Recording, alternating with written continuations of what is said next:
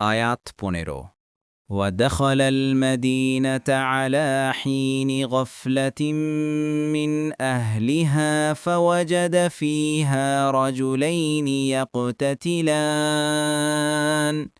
هذا من شيعته وهذا من عدوه فاستغاثه الذي من شيعته على الذي من عدوه فوكزه موسى فقضى عليه قال هذا من عمل الشيطان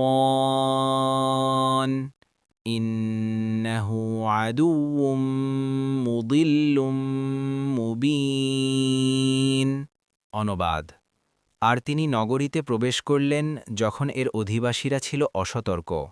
সেখানে তিনি দুটি লোককে সংঘর্ষে লিপ্ত দেখলেন, একজন তার নিজ দলের এবং অন্যজন তার শত্রু দলের। অতপর মুসার দলের লোকটি ওর শত্রুর বিরুদ্ধে তার সাহায্য প্রার্থনা করল, তখন মুসা তাকে ঘুষি মারলেন। এভাবেই তিনি তাকে হত্যা করে বসলেন। মুসা বললেন, এটা শয়তানের কাণ্ড, সে তো প্রকাশ্য শত্রু ও বিভ্রান্তকারী। তফসির 1 নং ফুটনোটের বিবরণ। অধিকাংশ মুফাসসিরের মতে মুসা আলাইহিসসালাম দুপুর সময়ে নগরীতে প্রবেশ করেছিলেন।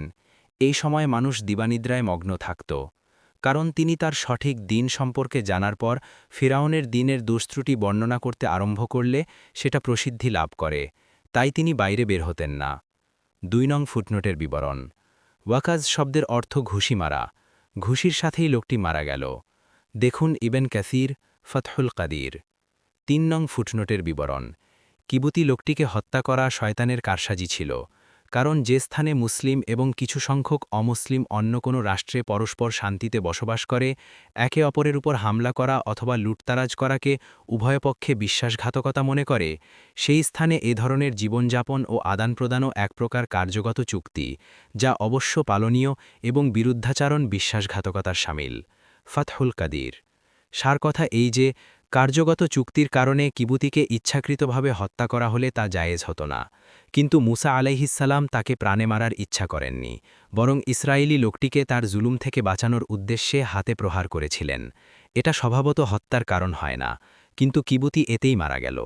মুসা আলাইহিসসালাম অনুভব করলেন যে তাকে প্রতিরোধ করার জন্য আরও কম মাত্রার প্রহারও যথেষ্ট ছিল, কাজেই এই বাড়াবাড়ি না করলেও চলত। এই কারণেই তিনি একে শয়তানের কারসাজি আখ্যা দিয়ে ক্ষমা প্রার্থনা করেছেন।